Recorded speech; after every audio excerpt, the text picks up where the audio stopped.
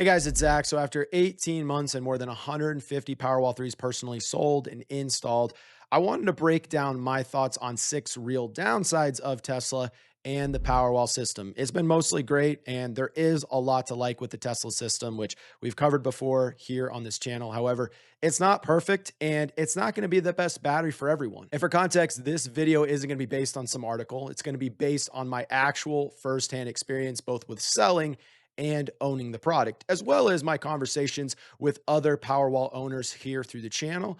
So let's get into it. Downside number one, Tesla's support and service. This is the biggest one. If you've owned any Tesla product, you know their service can be really slow or sometimes even non-existent. Tesla's whole philosophy seems to be the best service is not needing service, but unfortunately, this is the real world and things just don't seem to work out that way. And when something fails or just isn't working right, Tesla is lacking that personal touch that you'd expect with a premium product like this. Now, service is one thing, but for actual failure rates of the product itself, through my sample size, which I know it's just 150 or so Powerwall 3s, it's not like thousands and thousands of Powerwalls, but I've had 4 total units that need to be replaced or RMA'd, and all 4 of which were essentially DOA units, so they were dead on arrival, and the failure was realized by our installation crew either during the installation or very soon after. So honestly, reliability hasn't been a drawback for me, and it's not on today's list of downsides. The frustration has not been with the failure itself. The frustration comes in with the long timelines that homeowners might see with getting the unit replaced itself. Some RMAs, they take a couple of weeks plus or minus. And I've heard stories of it taking even longer, but that hasn't been my experience personally. Now, this isn't related to Powerwall 3, but we are seeing those long timelines with the Powerwall 2 units specifically that were recalled and deactivated this past year. The issue with that whole situation isn't the end resolution, which is going to result in either a new Powerwall 2 or more than likely a new Powerwall 3 system. That's all great. The issue just stems back to the lack of communication and these slow timelines that these customers are seeing with getting their system back up and running. So here's my take for what it's worth. The product itself, it's been solid from a reliability standpoint, especially once it's up and running. So I would really have no concerns there, but the direct service, that's a significant and well-documented weakness for Tesla as a whole. And I do work for a Tesla Premier installer, Icon Power, here in Arizona. So if you're watching this and thinking about whether solar and a Powerwall system could be a good fit for your home,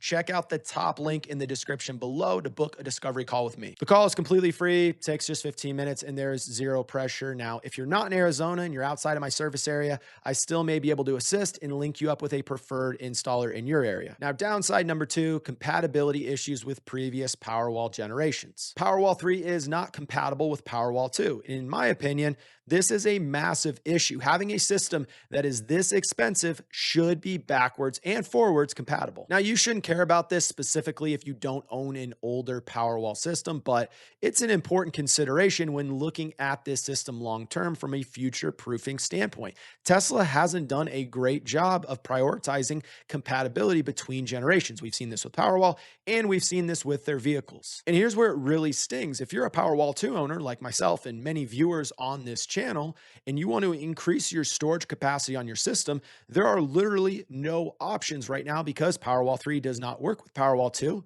And new Powerwall 2 units are nearly impossible to find. Downside number 3, software. Now, many of you may be shocked to hear that Tesla's software made this list of downsides, and I kind of agree because their app is really good. Ask anyone who owns a Tesla vehicle or Powerwall system. The app is clean, it's intuitive, and it's just visually ahead of most of the competition on both the energy and their vehicle side. But here's the reason why it's on my list as a downside. While Tesla does excel in the simplicity and the app design, they fall short on customization, specifically when it comes to controlling your system's behavior, especially when in time-based control. And for context, time-based control is an operating mode for the Powerwall system, and it's the most common mode homeowners are going to use when they have time of use rates. Now, to give some credit to Tesla, this operating mode is more thoughtful than people realize. It's analyzing your home's consumption patterns, your solar production, your weather forecasts, and all of this information to help your system make the best move. Now, if it's so great, what's the downside? The issue is, as the consumer, it's very restrictive if you want to have some level of control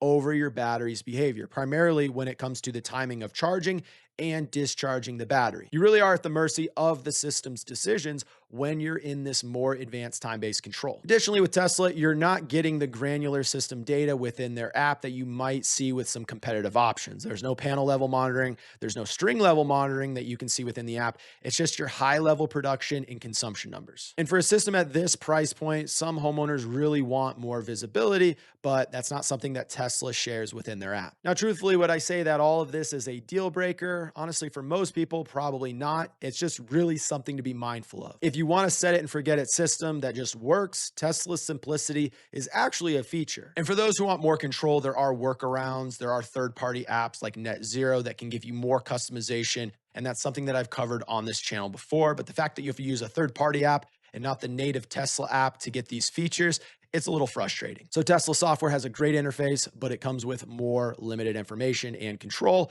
and that's a trade-off that you have to consider. Also, I get emails about this a bunch, but if you are a Powerwall owner and you want my support with setting up your system software, check out the second link in the description below. I offer a paid call to help with optimizing your Powerwall system for peak utility savings and performance, so feel free to check out that as well. Downside number 4, no generator integration. The Tesla Powerwall 3 will not integrate with generators. A Powerwall and a generator can coexist on the same property, yes, but they can't work together. They can't energize the same loads, and the Powerwall cannot be recharged by a generator in the event of a power outage. This limitation is more specific since most of you watching do not have a generator and probably no plans to buy one, but it can be an absolute deal breaker for anyone with an existing generator at their home. And this limitation matters if you're in an area with prolonged outages due to snowstorms, because when your solar panels are covered in snow and ice, the lack of additional charging inputs beyond the solar can be a legitimate problem. Quite honestly, Tesla just has a closed ecosystem in general, and I don't expect them to incorporate generator integration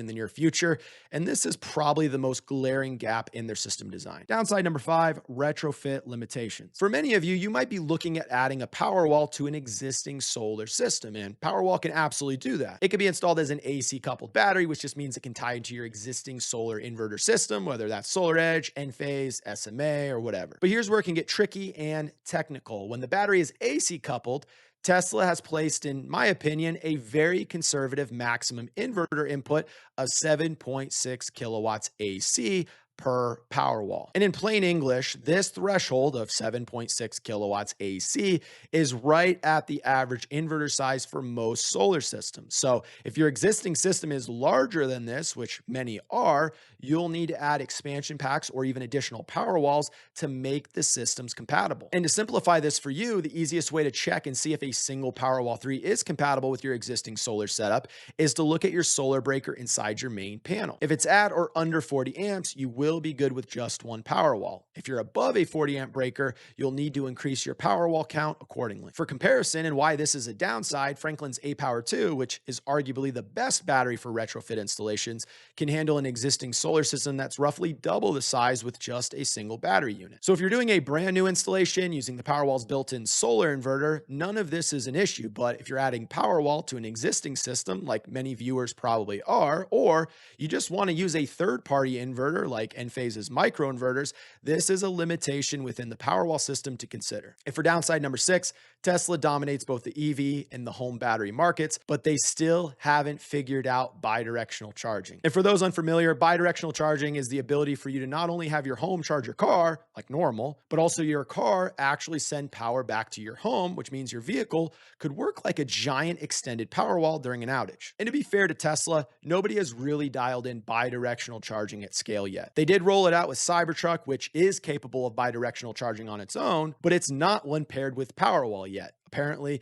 that's coming later this year. And I know there are some hardware limitations here, potentially even some warranty issues on the vehicle's battery, and it's not just some simple process, but the big frustration comes in because of the perceived lack of effort on this feature specifically from Tesla. I mean, if there's any company on planet Earth positioned well enough to bring this to market, It's them. And it'd give Powerwall owners an incentive to buy a Tesla vehicle, and then obviously Tesla vehicle owners to buy a Powerwall. And it'd just make their ecosystem even more valuable and stronger. But similar to generator integration, I do not expect them to open bidirectional charging to other non-Cybertruck vehicles anytime soon. And I can guarantee it will never be available for non-Tesla vehicles. And I do think this is going to be a long-term disadvantage to Tesla.